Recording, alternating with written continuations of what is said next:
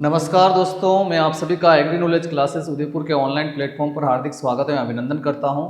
आज मैं आपके सामने एक नया टॉपिक लेके आया हूं। बहुत छोटा सा टॉपिक है, इसके बारे में अपन डिस्कस करेंगे। जैसा आपको दिखाई दे रहा है कि यहाँ पे अपन बात करने वाले हैं पीएम प्रणाम योजना। प्रधानमंत्री के द्वारा जो एक नई योजना की शुरुआत की गई, प्रणाम योजना, पीएम प्रणाम योजना। तो इसके बारे में अपन बात करेंगे कि यह क्या है, इसके अंदर क्या प्रावधान है, वो अपन यहाँ पे बात करने वाले हैं। तो सबसे पहली बात तो यही है, कोई भी योजना आती है तो उसका पूरा नाम क्या है। तो यहाँ पे बात हो रही है पीएम प्रणाम। तो पीएम की जो यहाँ बात अपन कर रहे हैं, तो पीएम का बेसिक, पीएम का जो बेसिकली मीनिंग निकलता है वह निकलता है प्रधानमंत्री, प्रधानमंत्री। देन प्रणाम योजना, तो प्रणाम की फुल फॉर्म यहाँ पे सबसे ज्यादा इंपॉर्टेंट है।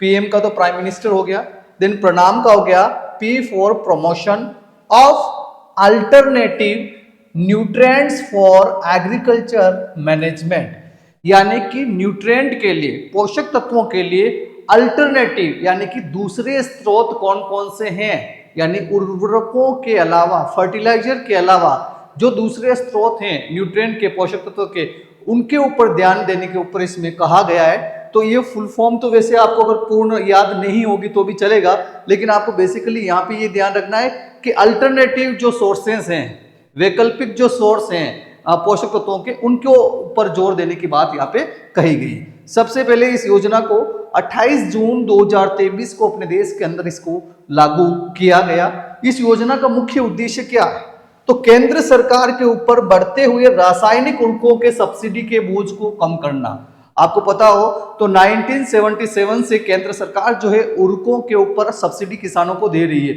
इसीलिए वो उसको उस प्राइस में मिल पा रहा है। लेकिन अब सरकार क्या चाह रही है कि सरकार ये चाहती है कि जो उर्वरकों के ऊपर जो सब्सिडी दी जा रही है उसको कम किया जाए। इसका मुख्य उद्देश्य है इस योजना का। 22-23 में सब्सिडी का जो बोझ था वह 2.25 लाख करोड़ होने की उम्मीद है, जो पिछले साल के आंकड़े से लगभग 39% अधिक होगा। यानी पिछले साल की 22-23 के अंदर ही जो है 39% अधिक हो चुका है पिछले साल के मुकाबले। तो इस इतनी सारी सब्सिडी का जो बोझ है सरकार के ऊपर आ रहा है, तो इसलिए सरकार इसको जो है कम करना चाहती है। और एक प्रकार से कहें तो किसानों को अल्टरनेटिव जो सोर्सेज है उनके बारे में बताने का काम इस योजना के अंदर किया जाएगा, जो इसका मुख्य उद्देश्य है। देन अपन इसमें आगे बात करते हैं इसके बारे में। और तो देश भर में किसानों के द्वारा रासायनिक उर्वरकों का उपयोग बढ़ता ही जा रहा है। ये तो अपने को सभी को पता है कि रासायनिक उर्वरकों का प्रयोग किसान जो है अपनी उत्पादन बढ़ाने के लिए, फसल का उत्पादन बढ़ाने के लिए अधिक से अधिक उपयोग करता जा रहा है। इस उपयोग को कम करने और सब्सिडी के बोझ को कम करने के लिए इस योजना की शुरुआत की गई है। अब पीएम प्रणाम योजना के तहत केंद्र सरकार जो है राज्य सरकारों को गांव, ब्लॉक, जिला स्तर पर वैकल्पिक उर्वरकों और वैकल्पिक उर्वरक उत्पादन इकाइयों, यानी वैकल्पिक उर्वरक कौन कौन से हैं, उनकी इकाइयां जो है वो उस तकनीक को अपनाने से संबंधित संपत्ति निर्माण के लिए अनुदान देगी। यानी कि उर्वरकों के अलावा जो वैकल्पिक स्रोत हैं पोषक तत्वों के, उनके उत्पादन के लिए, उनकी इकाइयां स्थापित करने के लिए, चाहे गांव स्तर पे हो, ब्लॉक स्तर पे हो या जिले स्तर पर हो, उसके ऊपर सरकार जो है अनुदान देगी। इस योजना के अंदर कहा गया है यह अनुदान उर्वरक विभाग द्वारा, किसके द्वारा संचालित होता है, उर्वरक विभाग। यहाँ कृषि विभाग नहीं है, वैसे बेसिकली यह उर्वरक विभाग के अधीन यह योजना आती है, लेकिन उर्वरक जो है एग्रीकल्चर का ही पार्ट है।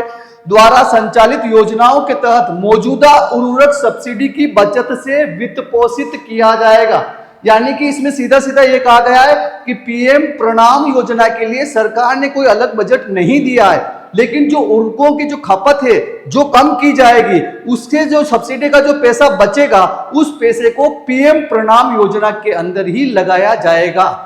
ये आपको पता होना चाहिए। देन अपन इसमें आगे बढ़ते हैं, इसके बारे में और जानकारी देखते हैं। तो पीएम प्रणाम योजना के लिए अलग से कोई बजट निर्धारित नहीं किया जाएगा, कोई अलग से बजट नहीं दिया गया है। यह उर्वरक विभाग द्वारा संचालित योजनाओं के तहत मौजूदा जो सब्सिडी दी जा रही है उसको कम करके ही इस योजना को चलाया जाएगा, जो अपन ने पिछली स्लाइड में भी देखा है। केंद्र सरकार द्वारा मौजूदा उर्वरक सब्सिडी बचत का 50% जो है राज्य सरकारों को अनुदान के रूप में दिया जाएगा। यानी कि उर्वरक की सब्सिडी का जो पैसा बचेगा उसका 50% राज्य सरकार को दिया जाएगा। इसके बाद राज्य सरकार द्वारा अनुदान का 70%, 70% गांव, ब्लॉक और जिला स्तर पर वैकल्पिक उर्वरक उत्पादन इकाइयों के तकनीक को अपनाने और वैकल्पिक रूप से संपत्ति निर्माण यानी इकाइयों के निर्माण के लिए दिया जाएगा।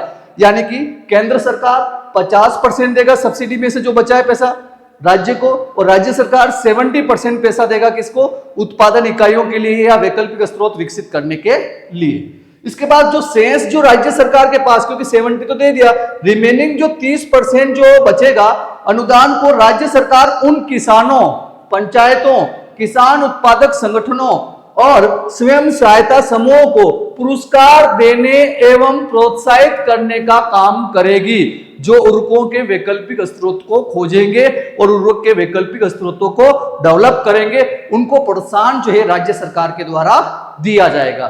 तो ये पूरा था अपना जो है पीएम प्रणाम योजना के बारे में। वैसे इसकी शुरुआत जून 2023 से हुई है, वो अपन ने देखा है। इसके लिए अलग से कोई बजट सरकार ने नहीं दिया है। इसमें जो उर्वरकों के ऊपर जो सब्सिडी दी जा रही है उसी को जो है एक प्रकार से अपन कहें कि उर्वरकों की खपत को कम करके, और उर्वरकों की खपत कम होगी तो सब्सिडी का पैसा भी कम जाएगा, और उस कम पैसे का उपयोग जो सब्सिडी का बोझ जो कम हुआ है वो सब्सिडी का पैसा जो भी कम हुआ है वो इस योजना के अंदर लगाया जाएगा। और इस योजना के अंदर जो है उर्वरकों के अलावा जो वैकल्पिक स्रोत है उनके उत्पादन पर और उनके जो इकाइयां निर्माण पर जो है किसानों को या जो उद्यमी हैं उनको प्रोत्साहित करने का काम इस योजना के अंदर किया जा रहा है, जो आपको ध्यान होना चाहिए। और वैसे बेसिकली आपको पता है अभी अपन जैविक खेती की बात करते हैं, परंपरागत खेती की बात करते हैं, तो वहां पे यही बात होती है कि रासायनिक उर्वरकों का प्रयोग नहीं करना है। और कहीं कहीं कि रासायनिक उर्वरकों के प्रयोग से जो है अपने स्वास्थ्य पर भी दुष्प्रभाव आ रहे हैं, इवन मृदा का स्वास्थ्य भी खराब हो रहा है। इसी चीज को ध्यान में रखते हुए और सरकार ने देखा या सरकार ने सोचा कि इतना सारा प्रॉब्लम्स जो है या समस्याएं जो है रासायनिक उर्वरकों से हो रही है, तो उसको कम करने के लिए जो है यह भी एक उसका एक भाग है जो आपको पता होना चाहिए। मिलते हैं अगली क्लास में, तब तक जय हिंद, जय भारत।